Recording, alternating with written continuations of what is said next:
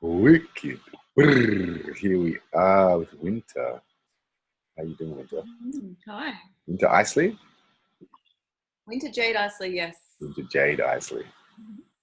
What a lovely Breaking up name. the ice connotations, the winter, snow. It's Yeah. cold. Cold. Do you like the winter or you like the summer?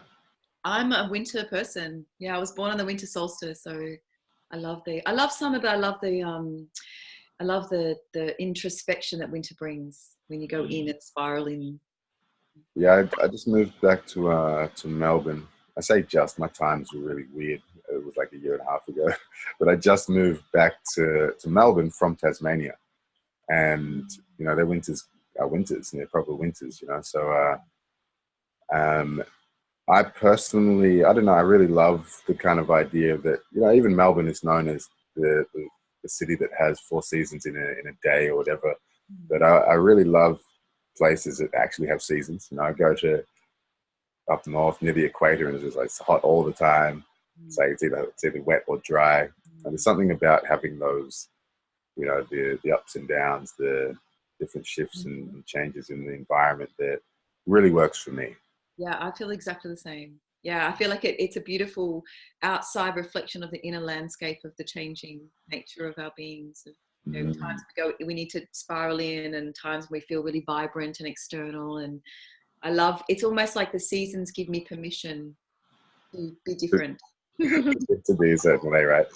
And imagine that would be on another level, just being in a female body. You know, you'd have that regularly. You know, Yeah, totally. The flows and the cycles. Absolutely.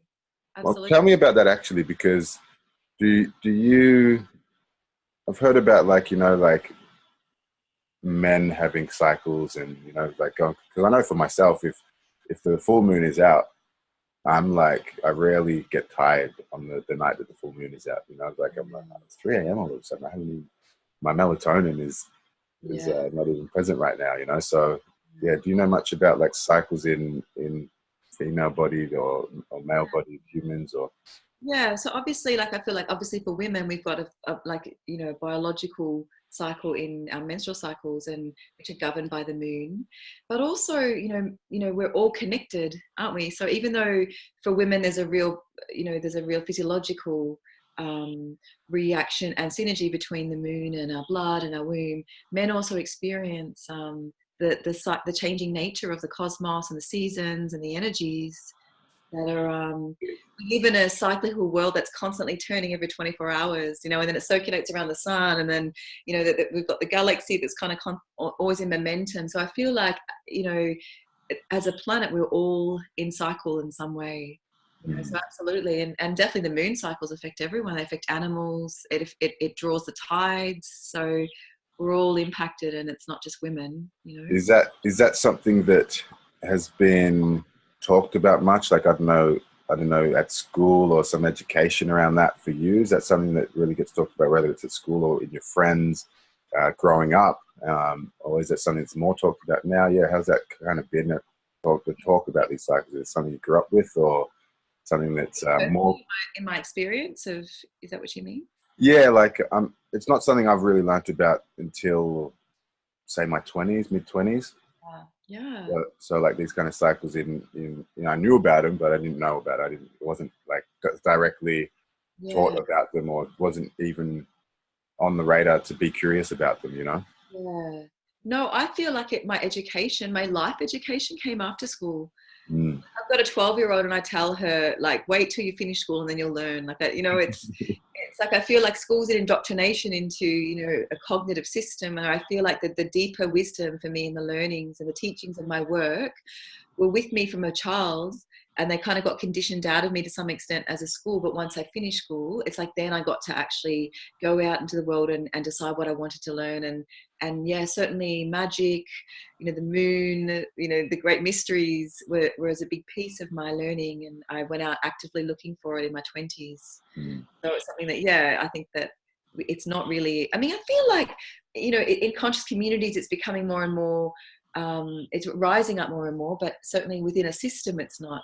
It's still outside a system, isn't it? Looking at the natural rhythms and cycles and magic and, energy and those kind of things don't feel like they're still part of any form of education, really.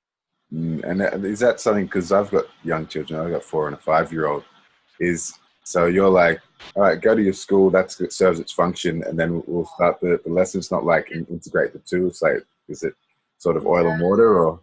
I feel like, so she's so, I mean, as children, like for my daughter, she's in a Steiner school too, but I feel like she's so indoctrinated. They're so indoctrinated in a system. And so I feel like I have to counter that a little bit, because she struggles at school, and she feels like a box for her. So I have to remind her that it's not everything. And so when kids go to school, it becomes everything, and the family rotates around a school routine. And, that she's going to high school next year, so there's homework, and she's got to choose subjects. And I suppose, I feel like there's value in her going. She's getting a social education in a way, and she's, certainly learning about some of her skills. But for me, her soul that's not where it's going to grow for her. It's not, she doesn't belong in a system. Her soul doesn't sit well in that. So I kind of remind her that, don't worry, when you get older, like, you can just do whatever you want. Like, you can go and be whoever you're meant to be. So just get through the system, but not all kids, some kids thrive in the system. But she doesn't. She's not. Yeah, my son loves order, and if things, like, he's always little bit OCD. He's got a bit of my OCD.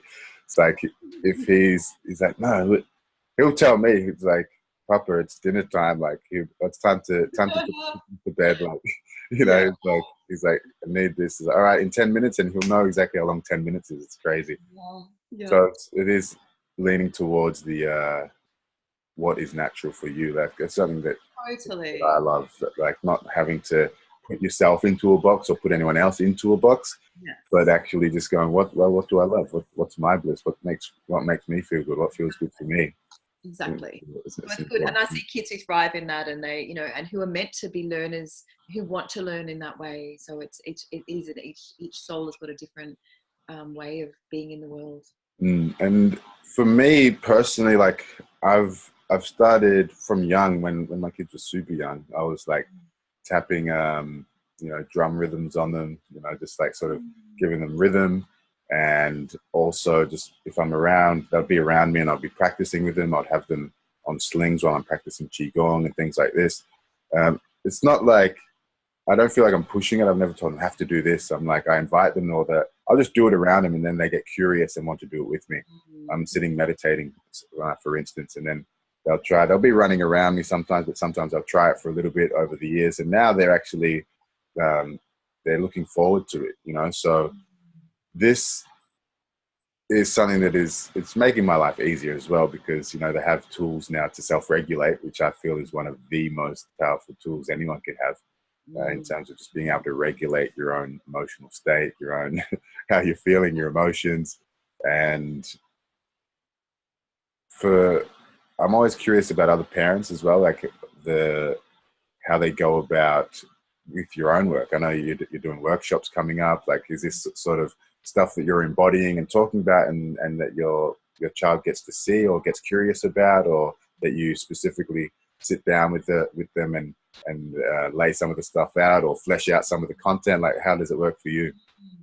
I feel like it's a bit of both. And I feel like my daughter, she's quite resistant to me inputting anything. It has to be her idea. Yeah, absolutely. And I feel like with parenting, it's not necessarily what we explicitly teach. I feel like it's how we implicitly live. I think children, and particularly with their parents, I think in school they're more open to the prescribed teachings. But I know with my daughter, it's modeling, and for me it's just authentic embodiment. If I'm living from my place of authenticity, if I'm working from a place of authenticity, she's getting a transmission of that without me having to go and say, look, this is how you do this, and this is the way it is. But at the same time, I will raise things with her. I'll raise at the moment, we're speaking about, as we spoke about schooling, about some children are wise in their mind, and they're smarter, and then some children are wise in their hearts, and they've got a different inner compass of wisdom. So I might unpack some things explicitly, but mostly with her she doesn't work that way. And so she rejects most things I say, And so I think it's more around, it's an imprint of how we live as people, isn't it? Like, so who you are is what the imprint and teachings they get more than what you say or do, I think. Yeah, 100%. You know? It's Yeah. what they say, don't do as I say, do as I don't do as I do, do as I say. That's like the old school way, but embodying the thing. And I feel that that's not just with parenting. With there's mirror neurons in our brain that work like this, you know. So Yeah. we will see something and we will pick it up. You know, Yeah, totally. It's a resonance. Yeah. and in terms of like the stuff we were talking about off air, the dark feminine, working with this kind of energy, that's something that I'm imagining if you're running workshops and stuff, you've been cultivating and embodying this type of stuff. So is that something she's picking up on Yes. on that mirror neurological level? Oh, absolutely. So yeah, that energy is, and I mean, the dark feminine energy is the energy in both men and women. That likes to break things down, and it's the energy of death and transformation. So it's the energy of, you know, if you see something in someone or in the world that feels authentic or feels like it needs to be, you know, just like grabbed and pulled apart, that's the energy that she comes in. She's like Carly. It's the energy that comes in and cuts away. And she's quite, the dark feminine as an energy is very, can be quite fiery and passionate and a bit crazy too. So I think I've had it. Yeah, you probably know it. Like a lot of women embody it. I've got a daughter. And I think that the females embody it naturally. I think there's a natural, because we're conditioned to actually to receive our emotions and to be able to be with emotion, you know, as opposed to male bodies who don't, you know, you kind of condition out of emotionality. And I think because of the cyclical nature and whatever, we could go into hopes of reasons, but yeah, it's the power, it's the energy that's not necessarily rational. It's the irrational energy that's just pure life force. So I've had that in me since I was young, and so she's had that transmission a lot, and she embodies it a bit herself. But yeah, it's curious. There's been times when I've, like, you know, been in my rage and I've had to pull over in the car and say to her, look, Mummy's just going to process something really quickly. Just close your ears, you know, and just be like, fucking, you know, and had to sort of move it, and then we drive off. And so she's had experiences of me moving that energy absolutely through my system. And so yeah, it's definitely something she's had transmissions of, you know, in different ways. Yeah. Yeah. And so I know that that energy, you said it can be like, there's always a shadow in there. And Yep. like you know, there's shadow side to things, and then there's that kind of, I guess, enlightened side, if you will. You know, Yeah. the of all of these things. So I could see that getting out of control and getting, you know, too Totally. much one way and tipping the scales. Mhm. Like, you're too wild, you're too loose. Like, I guess everything in moderation, right? So like, Totally. Yeah. and that's the way that I love to sort of, you know, I'm a, what do they call, like a Libram in the zodiac. So it's like, I think that the mastery is not to be like, yeah, always like this, but actually just come as close as you can to the equilibrium. Life is always going to be like this. It's never going to be always like this, but Yes. it's always going to be a little bit. But being able to hold Yeah. both, like, extremes of the spectrum, and Yeah. also just the nuances that exist in the spectrum at the same time, I believe that this is, for me, the thing that has helped me the most in having what would I call it, like a fulfilling and enjoyable experience of life. Mm. And I guess embodying that for me is almost the priority, especially when it comes to my kids. Like, before I had children, I would be like, I didn't care as much about. I would happily be extreme, super extreme, and I'm happy to be extreme now. But it's, at the same time, holding the other at the same time is much more apparent to me. Yeah. Yeah, beautiful. I think that's really important. I think that, you know, and I think I'm not sure what spiritual tradition it was. I think it was um maybe Taoism was saying that it's like the eye in the storm in the middle, you know. So it's like holding the middle point always, and not leaning in any direction too much. But the dark feminine energy would just laugh at that. Like, she'd just probably, like, you know, like laugh and you know, urinate all over that idea. It's like, there is also, I think it's, for me, it's we want to come to equilibrium in our emotional body, absolutely, always. Otherwise, we can just be unconscious.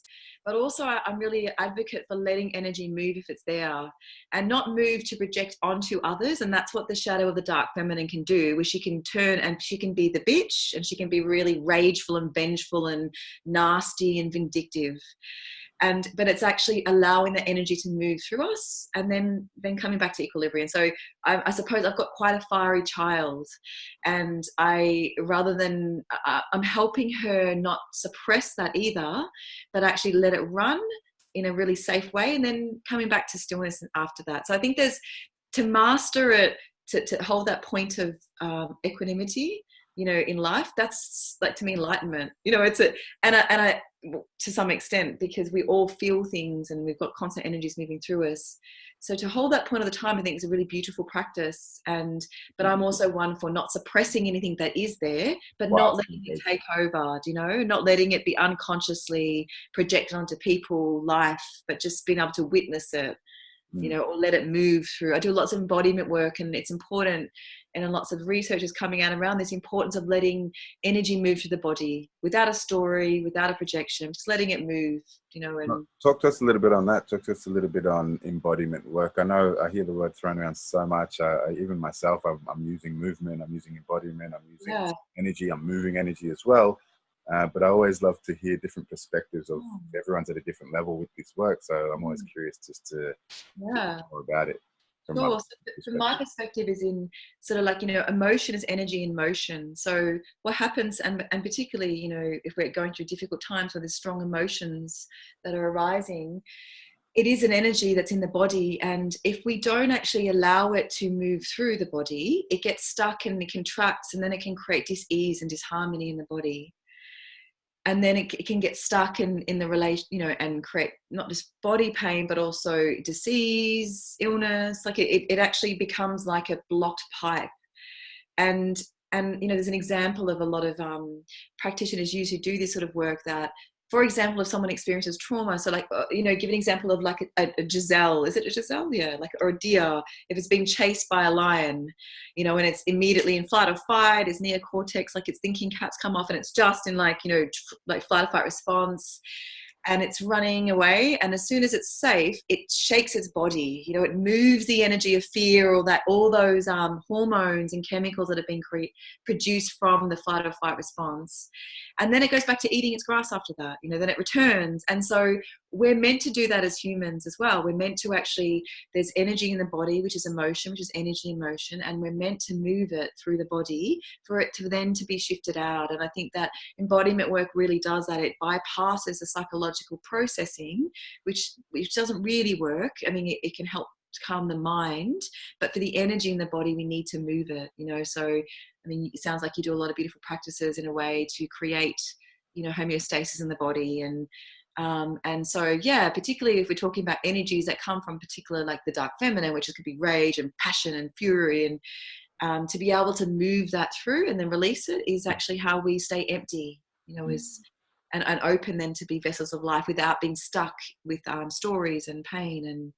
And Is there thanks for that. It's so things. What does it look like practically? You said it's like, you jump out of the car, you might roar, you might scream, you might shake the body, you might, like, what kind of, are there movements that are like dangerous if you do them? Like, I know you could hurt yourself, hurt your neck or something, you know what I mean? Is there safe ways to actually move, and some principles that you can apply when trying to actually practice these stuff? Totally. I feel like or shaking. Not trying to, when actually practicing these stuff.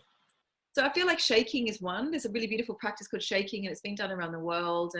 But shaking the body is one, just moving the body, and it's just, it's just relax. So if you're relaxed when you're moving energy, you're not going to hurt yourself. It's only if you're stiff. So you can relax the whole body and just allow the energy to move. Shaking the whole body is a great way to move it. And also, you know, there's this practice called emotional release, which is like you could even get a pillow and, you know, like, and hit a pillow, you know, and actually just allow it to, I mean, I've taught my daughter this practice to go into a room and punch a pillow in order to move her anger if she's feeling it.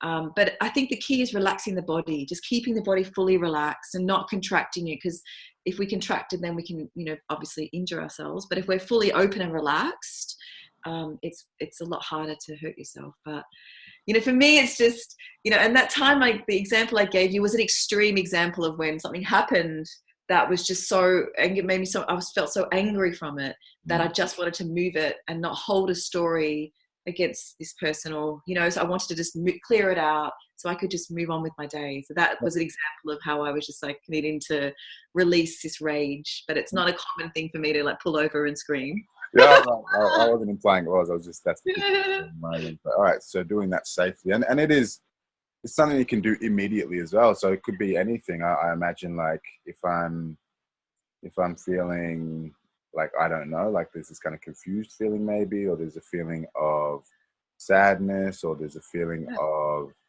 whatever the feeling is. It could be some sort of feeling that, especially like the heavy emotions, the ones that kind of depressed, the grief, and then like this has this heaviness. They're all in the metal element, that kind of lung, large intestine type. If you're looking at traditional Chinese medicine, that kind of heavy emotion, even, and then you got like the fiery emotions as well. It could be any emotion on the spectrum, you know, like the rage, the fury, these things that are kind of quote unquote, it could be negative, especially if you're in their shadow. These ones, I find the movement inside, the movement of the body as well. So like moving the body itself actually helps me to move my mind, if that makes sense. So it's like, you know, there's this concept of changing. When we change our shape, we change our state. So actually, like, change the shape. And one of the fastest ways that I know of to change my shape is to smile. Is to actually let my lips curl upwards and my eyes curl upwards. And this literally changes the internal structures of my being. And sometimes I'll imagine like each of my cells has got a little smile on it. So beautiful. In the body. And for me, that's one of the most super powerful practices that I have. But as well, I just want to touch on the I don't know emotions. Like, I don't even know what I'm feeling. And just finding like that moving around, it could be. And at the moment, it's interesting to talk about this because I've got a pinched nerve in my shoulder from doing so much movement and overdoing movement that I've pinched a nerve. And like if I were to shake, it would be very dangerous for me right now. So I'm a little bit stiff in my neck and stuff like this as well. So this is interesting to have different types of movement. It doesn't necessarily have to be vigorous. At the moment, I'm just doing soft, gentle movement, little, you know, self-massage on my arm, neck, my arms a bit numb and stuff. So this is really tuning into your own body with where you're at. Don't like take these prescriptions and go, oh, I'm feeling maybe stiff, go and shake yourself out and then go and really hurt yourself. You can actually just change your internal state, your internal body or your energetic body as well. You can shake that out without necessarily having to move the physical body as well. And it's even practices like Qigong, which is very soft and slow. It's the same. It's a meditative practice. And I also want to speak to, you spoke about, you know, grief. And, you know, I used to work as a counsellor, and I used to work with lots of people who experience grief. And I feel like particularly for someone who experiences grief, because grief is very heavy in the body. It's very, and it actually is like, it's like, I think in Chinese medicine, it's like water, like it's damp, you know, and it kind of creates this, I know when I've had times of grief, you can't move. It's like this really, you're stuck in it. And I think that's when movement actually can be really important to start the natural fires of the body, to start to move that energy. So it's one thing like rage and anger, which is a hot emotion. It's very fiery. To be able to move that through is quite easy. It's like fuel, yeah. It's that wood energy. Heavy. And grief can really, it's like a weight and an anchor. And so particularly grief, often when I've experienced deep grief, I don't feel like moving. I feel like just being a vegetable. Well, grief is like, comes up in metal. So it's like literally the heaviest element. It is. And it's like, it's kind of really dense. And so yeah, my experience in embodiment practices is like, it's very important is to get my clients to even just gently start to move that emotion. And we wanted to alchemize it into more of the fire, which can then be directed, you know. And so I think that's one particular, you brought up grief, it's a particular one that I think responds to movement of the body, or state change of the mind too. I think they work hand in hand. Beautiful. Yeah. And what are some of the things look like? You said you're about to run a workshop. What is it? What does that look like? Like if I were to attend it, or someone was to attend it, I don't know if like you have male bodies in there as well. You work with those men. Yeah, So, we have. so yeah. What if I turn up? What can I expect? Cool. Very different things for different workshops. Yeah. So the next one I'm running is called An Evening with the Dark Feminine. So this one, what you could expect is journeying with this energy of the dark feminine in male and female bodies. But what my work is a lot of embodiment practices. So we'll go into inner journey. So we're going into self-discovery. So and working with parts of the self through practices, embodiment practices, through group practices and intimate connected practices, through ritual. I do lots of ritual in my work. So these, like, I'm trying to unravel all of this. So practices, can we elaborate upon all of these? Yeah, look, it's different for each work, but it could be. So the workshop coming up I haven't put together fully, but I'll give you an example of one I've done, which is like, it depends on the theme of what I'm running, but a practice could be like if I'm exploring intimacy, if I'm doing a workshop around intimacy, it might actually be a practice such as massage, touch, movement with someone else. I did a Mary Magdalene workshop in London this year, and one of the rituals was bathing the feet of another woman, or anointing, initiating her heart with oils, so it's sort of like a lot of self work with the self, but also with others. And a lot of the heart of what I would do is I want to create more intimacy between people, and in mainstream culture, we rarely even look at each other's eyes, let alone eye gaze for a moment. So you do a bit of eye gazing and stuff as well. Always. Yeah. So I do, like, I have some tantric teachings and education. So I bring in, transfiguration and practices to open the heart, increase intimacy. Yeah. So if for the dark feminine, that might look like, stepping into those energies and having them witnessed by each other. It might look like some touch practices. It might look like some, movement. But it's very varied, and the way I work is also in each moment. I have an idea sometimes, and I get insight, but I honestly work moment to moment too. So sometimes I don't know what's going to happen. You're talking to somebody with the middle name Flo, so I'm pretty sure I can relate to that. It all sounds fun. It's like that was going to be my next question. Is like, how can one get intimate? I'm going to rewind a little bit there and ask, what is your definition of intimacy, and how can one cultivate intimacy in general, like with themselves, with others, with the world at large? Yeah. For me, the biggest, what underpins that the most is vulnerability. So I think that the biggest block to intimacy is that we're afraid of actually showing each other who we really are. And I feel like and so for me, intimacy starts with the self and being able to pull away all the personality sort of armor and masks that we hide our most vulnerable, tender parts from ourselves. So it's really going into our own vulnerability. But for me, it's just, I create spaces where people can actually be seen, fully be seen by others, and actually be celebrated. Like, and to create cohesion and this sense of that we're not alone, that we all have the same fears. We all, like, every workshop or retreat I've run, I'm almost so humbled by the fact that most people don't feel they're good enough. Most people don't feel that, that they belong. Wow. Yeah. We've got so many fears and insecurities, and we mask them. So these spaces are to unveil the tender, deepest parts of us and let them be seen.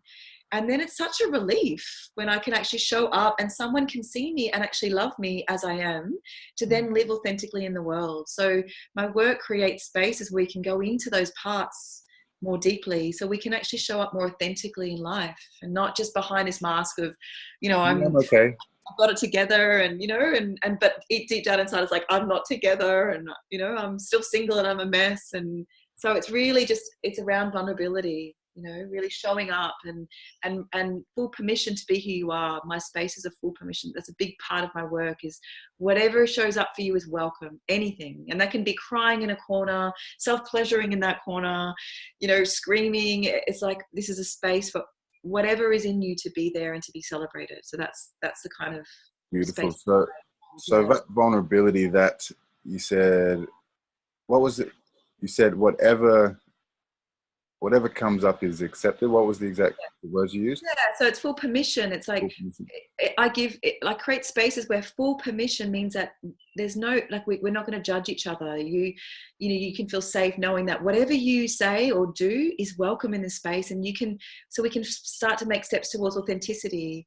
Yeah. You know, and actually show up the parts of us that we don't show others, which is what stops us being intimate with each other, is that we hide behind, and women can hide behind makeup and clothing, and men can hide behind ambition and success, but actually showing all those other parts of us that we hide, which is our vulnerability, our tenderness, you know, our fears, our loves, and have a space where we can bring them out and actually have them celebrated and being seen.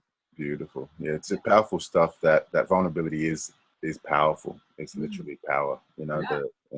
Because the way I look at it is vulnerability. It's almost this idea of being exposed. So like, if I'm vulnerable, I'm exposed, and it's a danger. There's a pre-frame there that says that the world is dangerous, or that I'm in danger if I'm to expose myself and be seen and be at the mercy of the elements of other people's whatever I believe they have to that they can attack me with, touch me with, you know, feel from them, what my senses can feel. So it's actually, what I look at that as is like, you're then hiding. You know, if you're hiding, then your power is inside here. So if you open a little bit, you're going to feel really powerful. Absolutely. If you open a lot, imagine how much power that's being hidden and not exposed, that you have, and that we all have. So that's been a journey for me as well, you know, just being okay with being more vulnerable, being more myself, and you know, it's something that takes a lot of work. It's not easy being a guy, being, you know, alpha male as well, you know. So it's like, it's it's an interest. For me, it's really fascinating, like, rabbit hole to delve into, especially because those fears, and more so the anxieties, the anxieties of what will happen when you don't even actually know what it is. It's like this made up fear in your head is probably the scariest thing. And then you face it and you're like, oh, it's like the monster under the bed, you know. In your mind, it's way big, and then you get under, it's like a little ant, you know. Yeah, definitely. So for you, what has been a practice or practices that have helped you to cultivate this vulnerability and the willingness to actually be vulnerable? I know that's something that doesn't necessarily come naturally to a lot of us. And it hasn't been natural for me. It's been a real struggle. But I think I'm driven by a sense of I want to deepen intimacy with life and people. For me, it's really around, I think the biggest practice is self-love, and the type of love which means whatever shows up for you, you embrace, you know. So if I'm having a day where I'm wobbly and I'm not feeling good in myself, then I just be with that. I don't push it down. I just open up as that. You know, I go into my day from whatever place I am authentically. So for me, it's around not trying to control or, you know, suppress or judge any parts of us. It's like we're a whole spectrum, and you know, we're many, many different archetypes, many energies, many emotions, and they're constantly changing.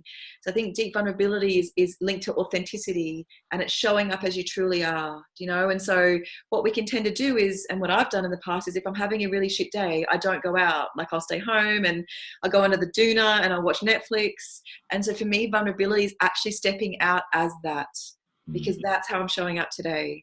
And it's not judging or trying to you know, like, shame that part of me, but just being it. And then once I actually open as it authentically, it moves. So I think that's a big piece, that we're not hiding anything from ourselves and others. So it's we are, you know. It's applying that permission piece. I do know, 100% can hear you on that. And so what you mentioned before, in the space, the containers that you create when you're working, when you're doing your work, that it's applying that to your own life and with yourself. Absolutely. It's like, well, I'm Totally. full permission to be however I am. Yes. And I think the biggest thing is for me is full permission to be messy. Like we're messy, we're humans, you know, we're some days we're graceful and other days we're messes. We're just, you know, it's loving my messiness, you know, and not trying to make myself anything else than who I am. It's that perfectly imperfect. Yes, exactly. Yeah. And it's interesting because a lot of people, especially in this realm of personal development, coaching, a lot of people have this perfection, like this attachment to perfection, or so much so that it's crippling for action taking, it's crippling for actually making any change, because it has to look a certain way. Otherwise, what's the point in doing it? Or I'm going to beat myself up if it isn't that, or all the number of kind of almost pathological, you know, it's like, or neurotic ideas around this perfection idea. So, but if we flip it and we perfect imperfection, exactly. Then what happens? Yeah, and I think that's just that same energy of non-acceptance. But I think there's a distinction. So although I accept and I'm embracing my authenticity and things that arise in my life, I'm surrendered to myself, I'm also knowing what I want to feel. So there's two. I feel like it's important to still have a focus of how we want to be in the world, how we want to show up in the world, how we can live from a great place, and not let the imperfection necessarily dominate, but not suppress it. So for me, it's around, if I'm having a day where I feel messy and I'm emotional, or I'm just like, I don't have it together today, being with that, but then working towards what I want to feel as well. So I think that there's still an active work, and I think that we don't want us to surrender to feeling shit all the time, but we want to let that be seen and known, and also then actively create state changing, create a state change if we can. So I think there's two kind of parts to that as well. And what you're talking about is the pushing side, which is like, don't accept your smallness, only strive for gold. It's like, and I think that there's value in that, but I feel like authenticity is actually, today I'm feeling this right now, and I don't identify with it. I know I'm not my grief. You know, I know I'm not my fear, but right now I'm feeling this is coming up, and I want to just open as that. And expressing it as well, like that's one movement as well that I believe isn't necessarily physical. It's not energetic. That we're talking about movement and embodiment, movement practice. It can be expression as well. So we can say, like, if I'm, hey, how you doing? I'm good. Well, you know, oftentimes people will be looking terrible, and I'm good. You definitely don't look good. You know, like how are you feeling? And then oftentimes just that movement of looking back into yourself and going, how am I? And it's, well, actually, I'm a bit stiff in my neck. You know, this arm is quite numb. I'm feeling quite joyous, maybe a little bit hungry. Like actually articulating exactly how we're feeling can be so powerful as well. Totally. I get so frustrated with the how are you, and everyone's like, the greeting we have for each other is not actually asking for a legitimate response. We're not actually asking, like, if someone said to me, how are you? I'm like, oh my God, I'm just horrendous. You know, I'm bleeding and I'm crying, and then like my life's just like people would be repulsed. Well, I love that. I personally love that. So for the culture change, I guess, because if in some scenes, you know, like if you're in a space, I don't know, like in a community where that is the normal, like is that going to become the normal? Is it like a tipping point where people, like the mainstream, if you will, are expressing themselves and interacting in ways that are actually more real or not more real, but actually real? And I feel like we're on a paradigm shift, you know, and I feel like that's where, in a way, this energy of the dark feminine, is to come in and completely destroy the inauthentic. Is that like a bushfire? There's a dark feminine. Absolutely. And I feel like we're collectively, there's huge changes happening, and there is a sense of, you know, like, you know, melancholy is widespread, depression is widespread, anxiety is widespread. You know, there's a general state of fear in most people, where they're you know, fearing how they're going to pay their rent, and they're in systems that they don't feel happy. And it's like, there's so much that is that's like in our mainstream culture that is really on the verge of shifting. And I think that's what's going to rise, is a deeper authenticity of living, you know, and living from a deeper place than the personality, you know. And I think that that's coming, absolutely. And you can see it reflected in the amount of, I know in my community, the amount of workshops, retreats, there's so much coaching, transformational work, conscious community, it's rising. So I feel like, and that's the call of the soul saying, I want to be real. I'm tired of living behind a mask of my personality that thinks I have to strive in the world and be always happy and have my body looking this way and have this kind of income and all this stuff that's actually not really living from a vulnerable place of our humanness. So I feel it's totally changing. And my work is like in the last 2 years has taken off because I feel people are wanting it. They're wanting to live more deeply, actually. The Yeah. call is there. People are heeding the call and hearing it in action That. as well. You mentioned some principles earlier as well, in terms of like, you know, permission is, I look at that as a principle, you know, permission to be however you are, permission to, and anything that does come up it does belong and is accepted, you know. So are there any other principles that have helped you in this kind of arena, whether it's the authenticity, whether it's the... Yeah, for sure. Yeah, a big one I work with is sexuality. So it's like the principle I work with is that sexuality is a sacred energy and experience, and it's you know, something that's infused in most of my spaces. And eros, which is a life force, which is unfortunately in mainstream culture and you know, this is like globally, it's very repressed and judged and hidden and concealed in the bedroom. So for me, one of my principles is actually reinstating sexuality as on the altar of sacred, and as a part of life, you know, not a greater part than anything else, but an equal part of our life and our existence and how we engage. And so a lot of my work is honoring that, you know, and honoring the sexual and erotic wisdom of ourselves and others. What sorry, I'm just stretching my numb arm Okay, out. I thought you had your kids there. You're like, no. No, yeah, it's very painful. But I'm here with you. With the sexuality and the sacredness of it, what are some of the principles that you apply to, I guess, that area of your life and in your life? I feel like it's just a part of the vulnerability and full permission is around letting my eros, which is my erotic wisdom and the life force, like not trying to suppress that either, you know, like and not trying to control it, and just letting eros in my own life flow into everything, you know, whether it's work, whether it's a project, like, so it's actually allowing my life force to flow, you know, and not restricting it. And in relation to sexuality, for me, it's around, my work has been clearing personally a lot of shame and conditioning around sexuality.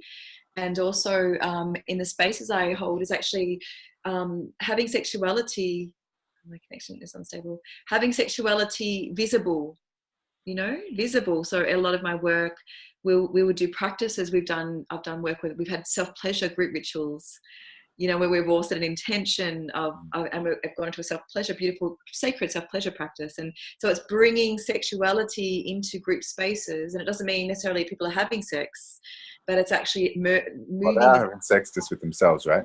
Well, yeah, totally. And again, full permission means if that happens, that's welcome. Yeah. But it's actually bringing it into the temple spaces again. So my work, I consider it working in temple spaces. We're creating the space where we can go into the deep mystery, into sacredness. So it's allowing it to be visible.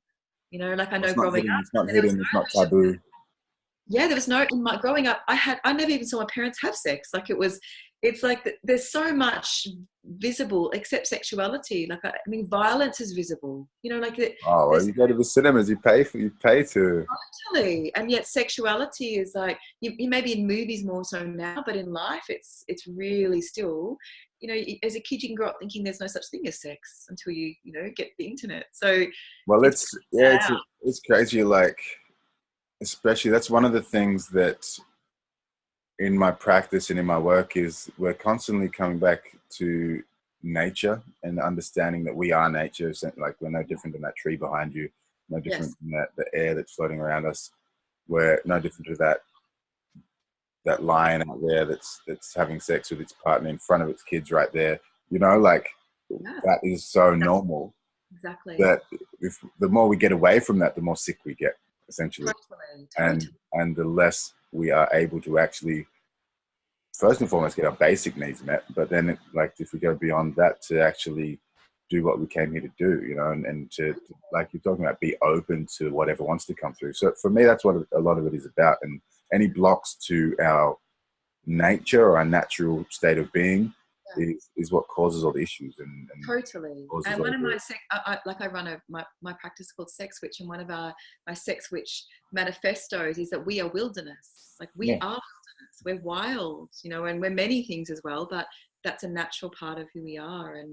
And if we don't allow that to be in the light, then that's what happens when you see pornography, and you know, it kind of goes into these dark places of our unconscious, or it gets shadowed, and that's where the light of consciousness is not on it. So I feel like the more we suppress something, it doesn't go away, it just gets hidden, and so there's no awareness, and so people can engage sexually without being aware. You know, I see, so like I know as a teenager and as a, you know, in my 20s, I used to get drunk and have sex without thinking about it, you know. And it's like, yeah, so I feel like when we can raise it back into the light of awareness, we're bringing more consciousness to what we're doing, actually, And that's rather a than powerful just practice. suppressing it and, you know, being in the back of a car. And you know, it's, so that's where I feel. I can totally relate. I've got times I don't even remember like Yeah, having. You know, I exactly, remember like, I had sex. It's like we did. It's like I'm like definitely not doesn't feel good to have that no, experience. exactly, yeah, The I imagine there's like because there's like these gray areas because when we have this because we just talked now about, you know, lions have sex in front of their newborns or their teens or whatever the age they are. I'm like, and then because they are, we call like, you know, I won't say like bad people, but like people who is kind of unhealthy in the mind, if you will, and then we have to change things in a way that, oh, we can't have kids in these workshops that you're running, for instance. That might be against the law, you yeah. know. So it's like, are there some sort of controversies or something that you come up against when Mm, talking about this stuff, working with this kind of work, experience, having relationships with people, like, yeah, mm. any of that sort of stuff come up for you in your work? Yeah, I've had lots of it, you know, in relation to children, I would say that, you know, I think that with my own daughter, you know, sexuality has been a very open thing in our household since she's been born, but it's not explicit. So I feel like there's still, you know, there's like, the example I have is like when I used to love Tool, the band Tool. This is like a hard rock metal band, and I'd never play it when she was a baby around her because I don't think she was quite ready. Her system was quite ready to have that assault of music and Beautiful music. It's just sacred, geometrical, amazing pattern. totally. And I think they're amazing. But my intuition was that as a baby, that vibration and energy is not, she's not quite ready for it. Mm. And I think it's the same with sexuality. So it's something that as children, we make it very like, so if kids are touching themselves or having, you know, fooling around with other kids, we're not shaming it, but we're not just giving them everything, you know? So I think the same with, I think, so in relation to children, I wouldn't just be invite all kids to my work, you know, like I think there's still time, like it's when they're ready developmentally to receive the information, but not shaming it at all, so that if it comes up, then there's no shame around it. But in relation to my work, you know, like I mean, in Berlin this year, I had a police raid because What? a police raid in Berlin. How, what? Yeah, the police raided my workshop because we were What? very loud. Yeah, it was crazy. It was hilarious. It was like the German Gestapo, and that was the sound. Like, paint the picture for us for a second. Let's rewind a second. Yeah. What's the, yeah, you're in the workshop. What? Like, what It was, time is it? What's it was happening? How many people? feminine. Paint the picture for us a bit. So we're in Berlin, and it was the dark feminine. I was doing a workshop on Lilith, who's a crazy dark feminine archetype. And I had the women, there's a group of women kind of exercising. What were they exercising? Exit, like not doing yoga, No. we're talking like The Exorcist, right? Yeah, it was a cathartic release. It just kind of went there. It was this ritual where they were starting to release cathartically energies of suppression, and so and pain and trauma. And so they ended up, you know, doing it quite wildly, and they were naked and screaming a lot. There was lots of screaming. And the neighbours came and knocked on the door a few times, and then eventually the police turned up, and they were greeted with a whole room of naked, screaming, sweaty women. And they didn't know what to do with it. They were like, whoa, like they didn't, they thought we were all injured and that or someone was like hurting us or attacking us. And then there was a standoff with the police over it. And eventually we sort of said, look, we're working through trauma, and they left us alone. But it was hilarious. They were just puzzled and it was just, so that, I think that the energy that we were working through was disturbed the neighbours. It was too strong for them. The screaming, that it was intense.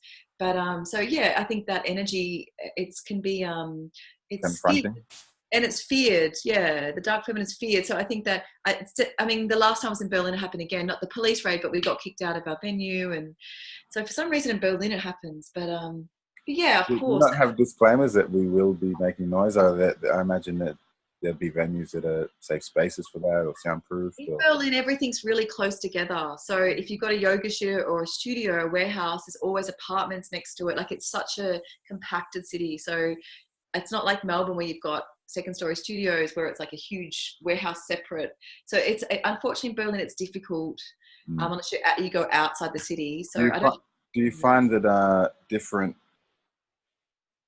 countries, different cities, different cultures have different, standards with this type of stuff? Like, you go to some places more suppressed, some places less suppressed. Like, what have you noticed and where?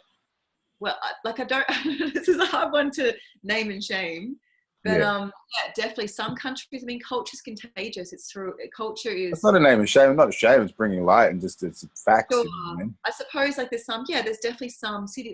Berlin is a tough city to work in. I feel, because I feel like Berliners have got the sexuality piece. They're quite open sexually, but they're not open intimately in their heart.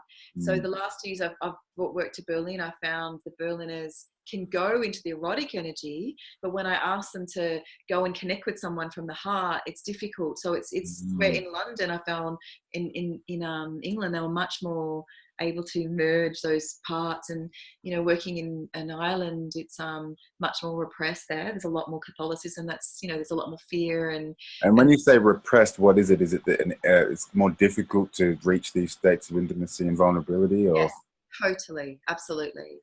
And in some places, it's even in Ireland, it's been hard to work there because sexuality is still. There's a lot. They've got a lot of work to clear the years of Catholicism that's been deeply conditioned in people there. Where sexuality is dangerous. Touch on that a little bit on what effect that this. You mentioned Catholicism, like.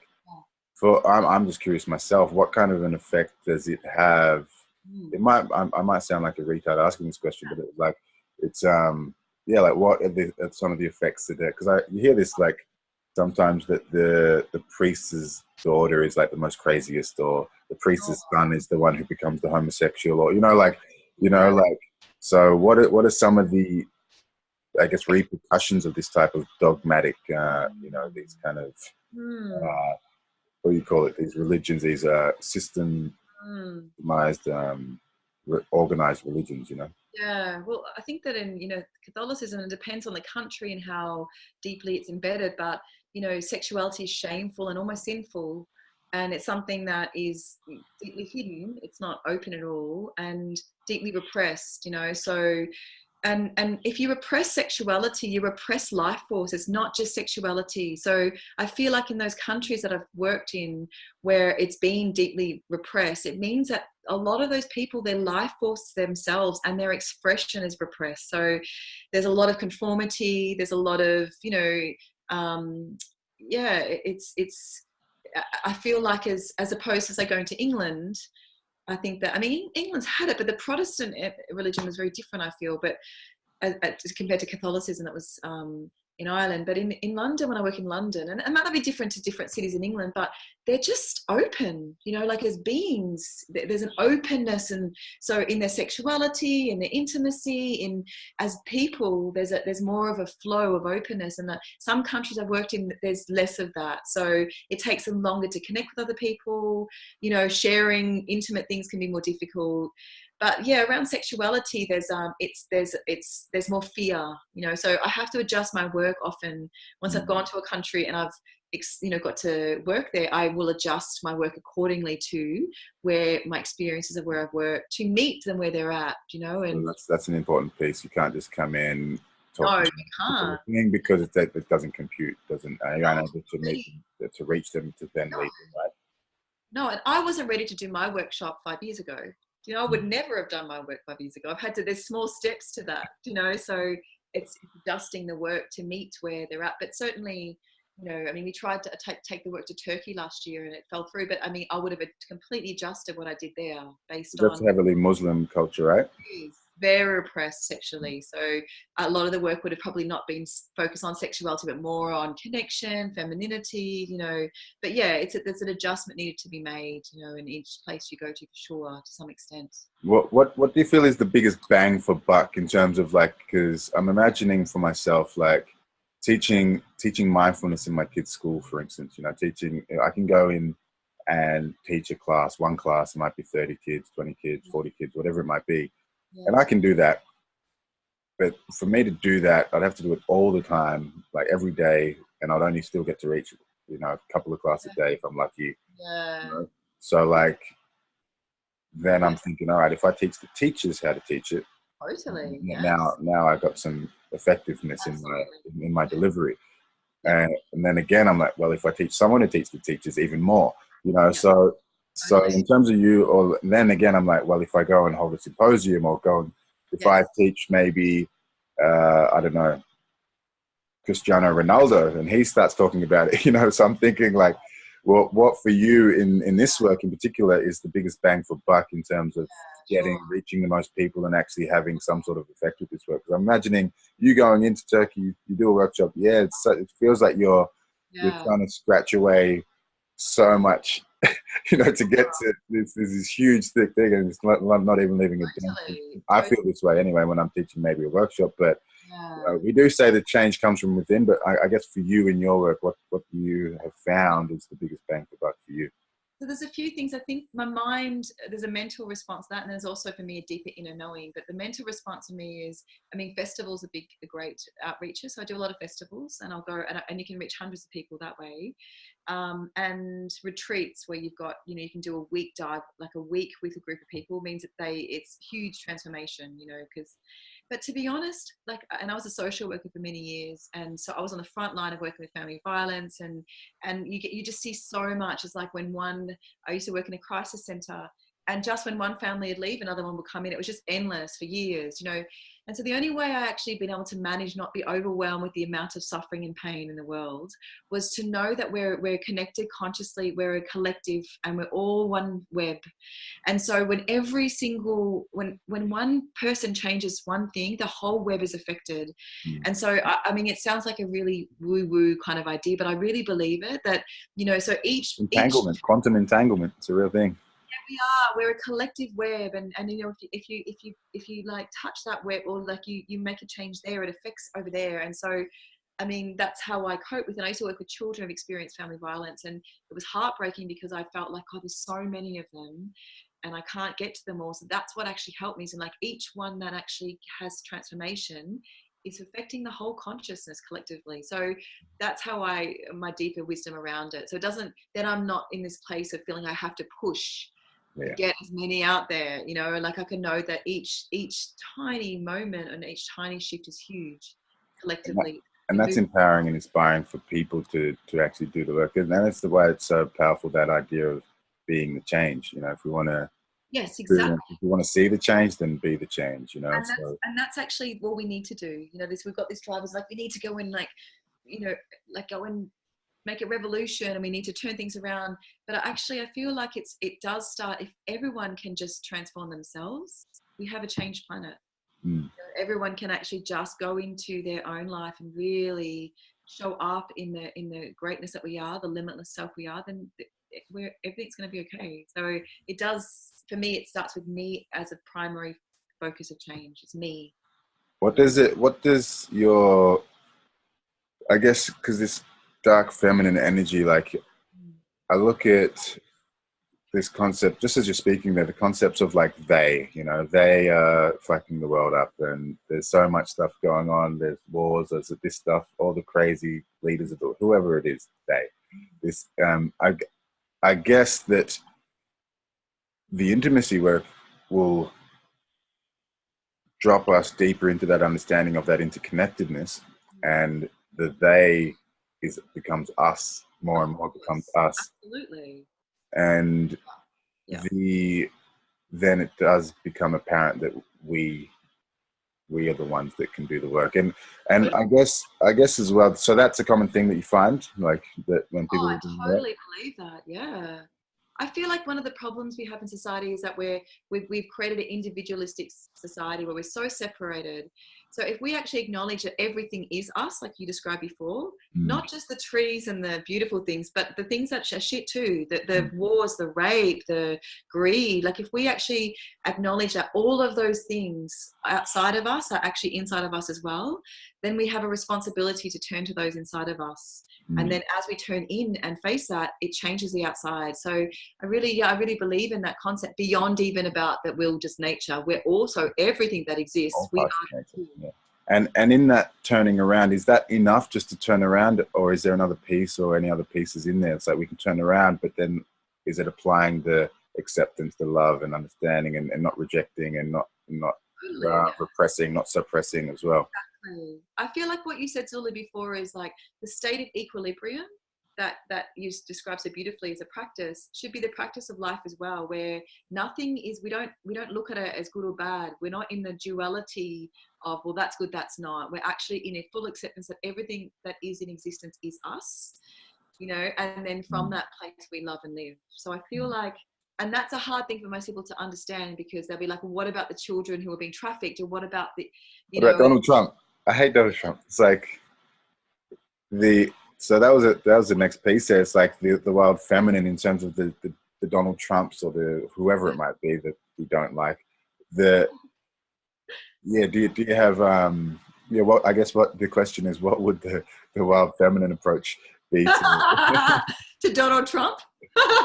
You know, that's an archetype, you know. So. Yeah, of course. So just to, if we're doing it, if for example, we've all got a Donald Trump inside of us. Yeah. So that the attributes and the energies that he holds is in all of us as well. And it may not be identified or defined, but we have them, we hold everything. You know, we are the universe walking.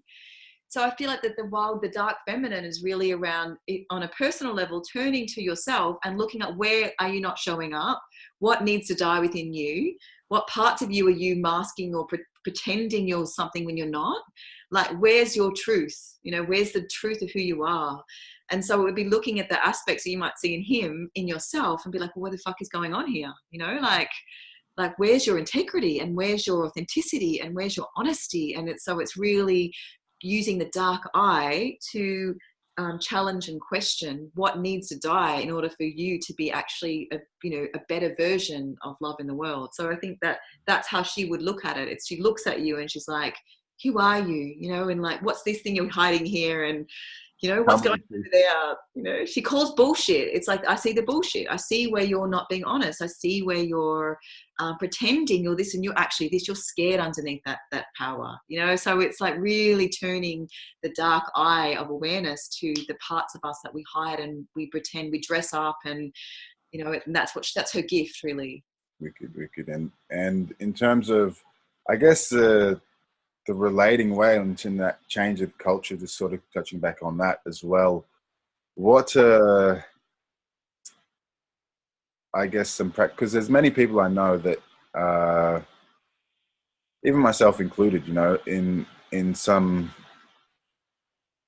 ways interested and intrigued about, you know, open relating and this kind of new paradigm, this utopian kind of living. So many people that I know that are into the idea of it, but then could never actually do it in actuality and be in this, you know, oh, it looks so great to be so open, but then what about, you know, this idea that I've been holding on to that it should look like relating, interpersonal relationships, raising families, so on and so forth. Yeah, this is a really big one for me because I'm journeying in an open relationship at the moment. the last 2 years. But you know, my feeling and my belief around this is that we've been living in the Piscean age of relating and living, and this is that, and we're shifting into the Aquarium, which is the next stage of evolution. And the Piscean age was really around devotion and faithfulness and the duality of man woman, you know. And we're moving into an age where it's more around group and community, where actually instead of two people being the most important in this bubble of connection, we're actually putting the group at the center. So it's the Piscean's like two fish, right? Yes, exactly. Yes. And the yes. Aquarian is the water bearer, is it? Water bearer, yes, exactly. Yeah.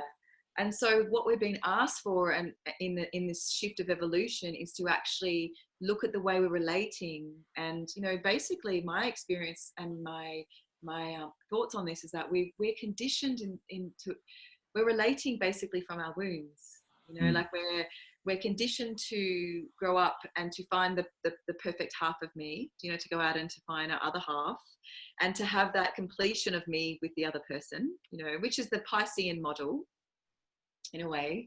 But actually what that causes is it's coming from a place of we're not coming from wholeness when we do that.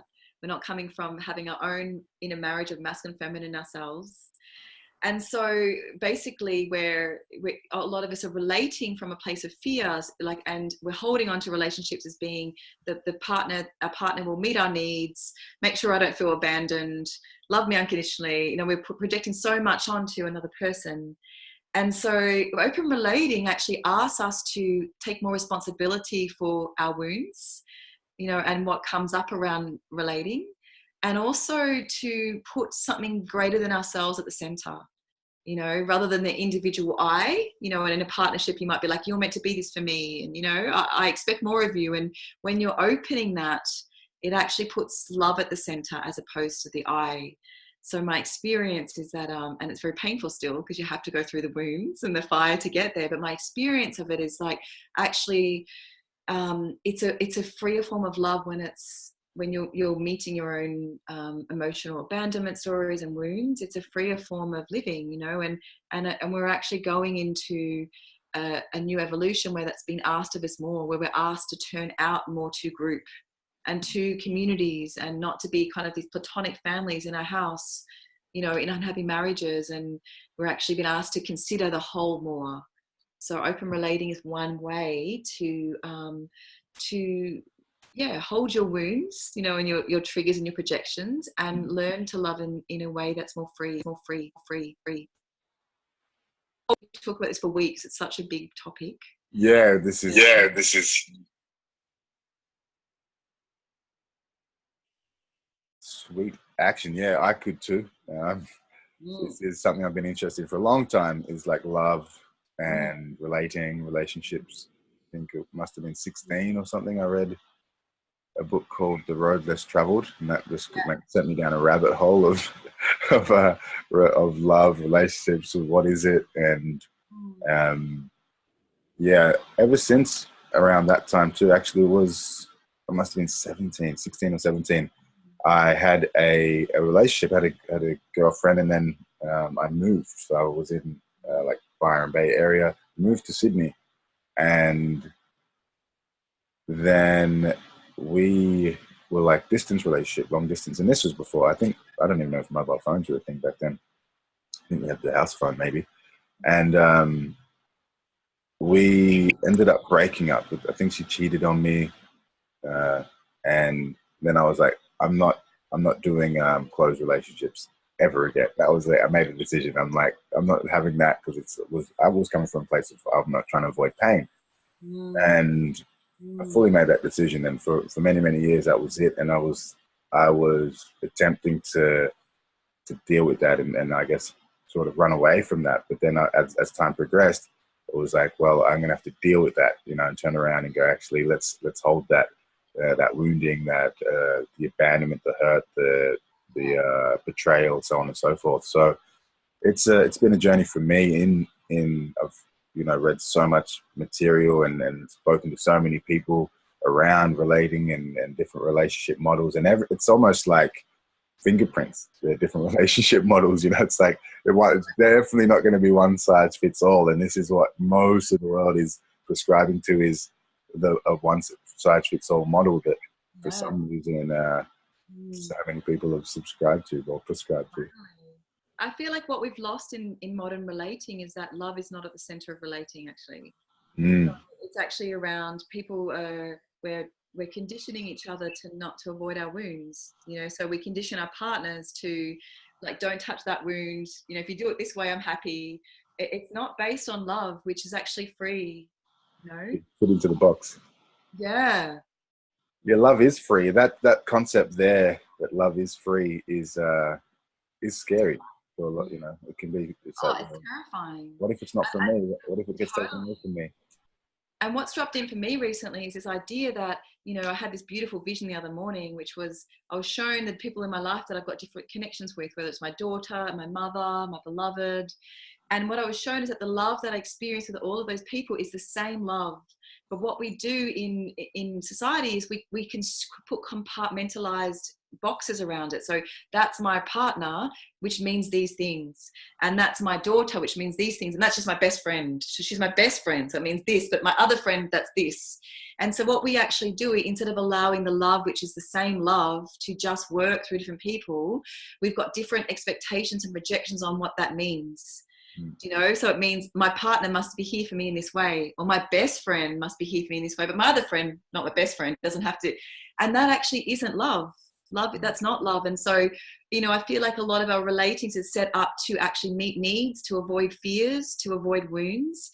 And open relating actually asks you to meet all of those yourself, you know, because you haven't got the safety of someone saying, well, we're together, you know, you're my number one, you're the most special. So you have to actually turn to those parts that are in us that we don't feel love, the parts of us that don't feel love, and actually love them yourself. And so it's a powerful practice. It's very difficult too, though. Like, it's not easy. And as well, yeah, that it's a call to love, you know, and that's totally. It's the soul's call to love, and it's the soul's call to that authenticity that you were mentioning as well. It's like, well, I just want to be more me, and that's essentially what all of us want, is to be accepted and loved for who we are, and to feel like we can actually be that and be accepted and not be shunned and not ostracized. Because that's the scariest thing, is especially our limbic brains think that, you know, if we're abandoned, we're going to die, literally. Yeah, I totally still feel like I'm going to die when I'm abandoned. Like, I still feel that. But I really agree. I think that, it's like the way most people engage now in partnership is actually they're not free. You know, they have to they have to behave a certain way for the partner to be happy. That's not love, actually. That's training each other. 100%. And also the idea there of being free. You can't have freedom. Like, it's like, I just want to be free. If, you know, if I feel caged in this relationship, or like, well, some people find freedom in that relationship, in that safety, or in that one, you know, oh, I just want this. But as long as there's a self-responsibility there, it's like, well, actually, I can't be responsible for your feelings or your needs necessarily. I can do my best to meet you here. Yeah. And at the end of the day, you're going to have to take full responsibility of all your needs and all your feelings and all your life. You have to be adult and mature, right? And that's probably the scariest thing. It's like, well, what if I don't know how to take care of that? What if I can't be self-responsible? What happens then? Totally. And I think that's beautiful. I think there's it's a good point. There's lots of beautiful conscious monogamous relationships out there. Lots. But what this new age, the Aquarian age, is asking is that those connections start to turn more out to group. You know, and an example I have of that is that, you know, there's not many couples that I know who, for example, the male if it's a monogamous heterosexual couple, the male couldn't necessarily go and hang out with another woman, you know, and have an intimate dinner, or maybe, you know, just a cuddle on the couch, but nothing sexual, and then come home and see their partner. Like, in lots of connections, there's still contraction around the gender. Okay, you know, like, so it's asking couples to still turn out to engage in the community, in the field more. And a lot of couples can bubble up, and I know I've done that myself. We huddle together. Disappear. Yeah, I haven't talked to your friends in 3 years because you're in a partnership. Yeah, totally. Or like you know, I mean, you know, I've been in a connection where my partner got annoyed if I was to actually, you know, have a deep connection with a man, you know, like not sexual, but if I had a really beautiful, deep friend and we go away for the weekend together, he wasn't okay with that. If it was my girlfriend's, it's fine. Yeah, yeah. But if I was to go away with a friend, he was a But man. if it was your girlfriend and you could have been having sex with her all of a sudden, and then It's right. That would have been welcomed. it's a bit double. We've all got So double standards in that way, hey. yeah, well, that's right. And so that's what this new age is asking us to look at how we relate, you know, and to stay in the flow of relating and not to get stuck in conditioning each other. And it is in the relationship, it's like a magnifier, you know. It magnifies the wounds, Yes. magnifies the trees, magnifies that the potential and the call to that love and the call to that growth. And that, because for me, that love is growth and more unveiling and uncovering of who we are. I feel that is the love. Absolutely. So in that, it's like having conscious relationship where you're going in and going, what's our intention? What do we want to create here? What do I want? What do I want to give? What do I want to receive? So on and so forth. I feel that is one of the most important things. And regardless of what your structure is, what your dynamic is, I feel that bringing that to the fore and not running from love or running from growth is probably one of the, for me, I can just speak on my own behalf, it's been one of the most beneficial things for me in terms of enhancing my experience of what's going on here. We call it life. Yeah, and I think in that it's you know, that's really important to set an intention for what two souls come together for a purpose, you know, and they're brought together by love. They don't bring each other together. Like we've got this idea is in like, I met him online, but actually love brought them together. Something greater than us brings us together. There's a grace that works around us, but it's actually, so it's realizing we're all wounded. We've all got childhood wounds. Most of us do. And if people haven't seen that yet, then they've got to be in deep partnership to see that they do. We are collectively, we carry this. So knowing that when we go into partnership, we're going to bring that with us, and the partnership will trigger that. But to know it's not the partner, it's actually something that was there long before that, you know. And so in conscious relating, you can consciously decide to meet those wounds openly, consciously, without projecting, and work through them from the love. And I think that's a big piece, because like relating brings up wounds, it brings up triggers, and you can't avoid that. And there's a falsity around that, the honeymoon period, and suddenly things change. The wounds were always there, you know. And another piece that we need to come in with is that we're whole beings without that person. And what happens in partnership is that we can forget that. So we then start to rely and be attached to them in a way that we don't feel like we can be without them. We're not complete if they're not there. But actually the realization that we're already loved. Firstly, we are loved. We've always been loved. And we're whole. We're already whole. And then from that place, we return back to our wholeness instead of trying to grab something from our partners. Fill up. We learn to turn back to us. And I think they're the mechanisms we need to be conscious of going into relating. 100%. And just as you mentioned, there some things coming up like this void. You know, our voids become our values a lot of the time. So the thing that we missed out on the most, and like for me, it was like direction and purpose, and it was, you know, I had no idea what the fuck I was going to do in life. I had no guidance. I had no one to look up to. I was, you know, I met my father when I was 5, met my own mother when I was 3. She, you know, got separated. So I was like always passed around. I didn't feel like I belonged anywhere. Didn't feel like I was important. So for me, purpose, direction, love, responsibility, this sort of stuff has become one of my superpowers, because I've had to figure it out, and now I'm sharing a lot of this stuff with people. So in that way, I'm aware that two people often will come together that will complement. So you'll be weak in one area where your partner is actually really powerful in, and a lot of people can look at that as incompatibility.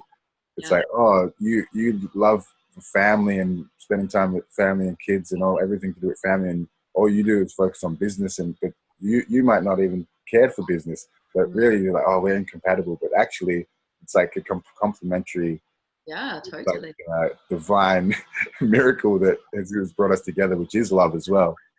And that's what creates polarity in a couple. So you don't want the same. That creates, you know, that's like a best friend. It's like one side of the... Yeah, and that's polarity. You don't want two the same don't create that charge, the magnetism that polarity creates. But adding to that, Zulu too, so that's your strength. You had to develop those qualities because of your childhood, but at the same time, then there'd be a wound in that for you. We've all got our childhood wounds, and so for yours, it could be something like, at the same time, you had to develop, you create your life because it wasn't there, the foundations weren't there, so you had to go out and actually find it and create it. But likewise, one of the wounds that could come from that could be also that if someone, there could be abandonment in that, like or someone actually, a partner or beloved does something that means that you feel abandoned, that would trigger the same very wounds as well. So I feel like it's really beautiful to be conscious of our childhood and what we've developed as a strength, and also that there's a shadow to that, which is a wound.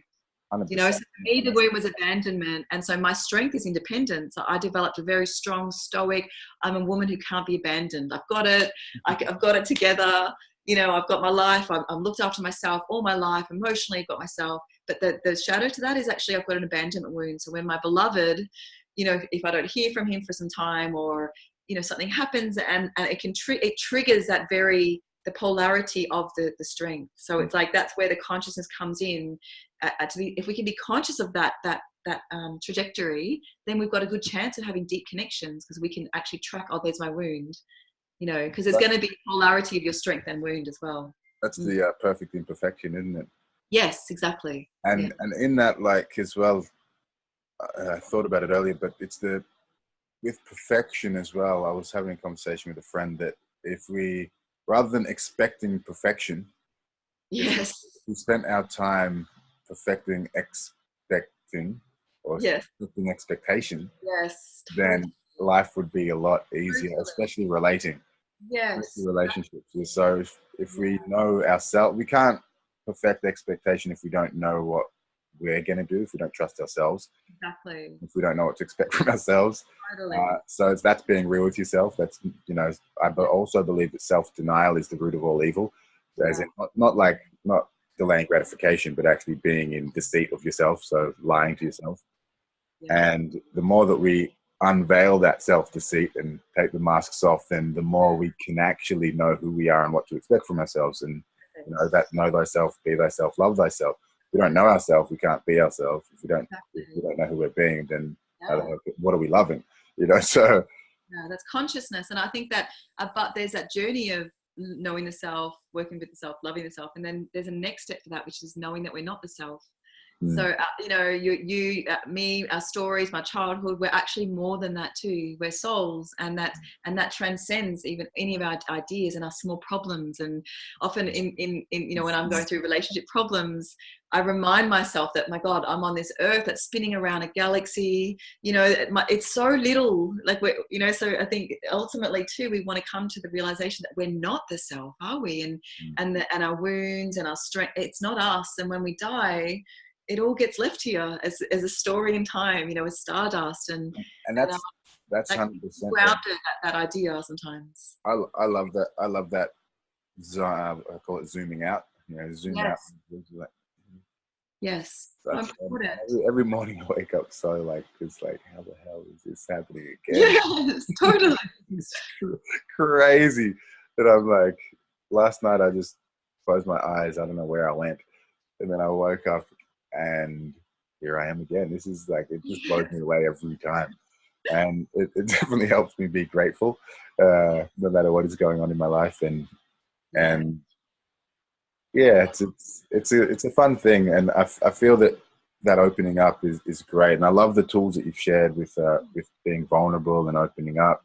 And I feel that is a space as well, that relating space. Like, I can be vulnerable if I'm with one person, but then what happens when I meet the other people as well? It's like, I can go deep with you, and then it will, how we do anything is how we do everything. So actually allowing ourselves to go deep. For me, I'm like, there's that many people who are that different to one another, but also there's that sameness, and that's what I'm looking for, I guess, when I'm if I'm with people. I even with my own children, I spend time every time I'm with them just looking in their eyes, and we have I'm like, let's see who can hold the gaze for the longest, and I'll share things, like affirmations or incantations or mantras with them, and I'll ask them to keep the eye contact as they're saying it, because this is That's what I'm interested in just finding that same the Yes. sameness as well. I love difference, I love variety, but at the same time I'm like, well, we're all what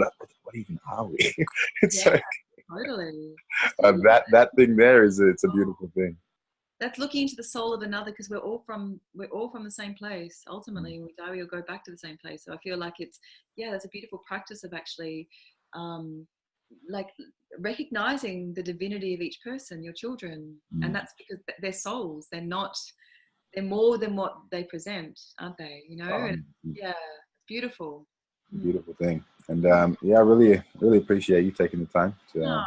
to be with me here today and to share with our audience. Yeah, beautiful. I would love to share my website if You can share everything. Share any upcoming gigs. me. Plug, do a plug now. Now's the time. Yeah, if people want to find me and follow my work, my website's thesexwitch.com.au. That's awesome that you got that domain. Yeah, thank you. Yeah, that's it. But if you don't put the .au in, you go to an actual sex website. So it's unfortunate if So it's a win-win. Yeah. Yeah. Either way, you're going to come up with a good solution. And then my Facebook name is Winter Jade Isley. So if anyone wants to follow my writings or work, but yeah, I'm curious to feel the community this goes out to, and to be able to make different connections, and to spread what I'm doing and what you're doing. So yeah, let's do it. Thanks for having me. I thoroughly appreciate it. You're doing great work. Thank you so much. And like I mentioned earlier, this is just the beginning. This is the beginning of the conversation. So look forward to catching up sometime in the future and seeing what's happening in life. Awesome. Any last little thoughts that you'd like to leave the listeners with before we wrap it up? No, not really. I feel like it's been a beautiful, juicy, diverse conversation. So yeah. No, I think I feel complete. Beautiful. Thank you. Thanks again for your time, and have a beautiful one, and go enjoy yourself. And thanks for tuning in, everybody. Hope to see you again. And until next time, guys, keep the flow growing and the growth flowing.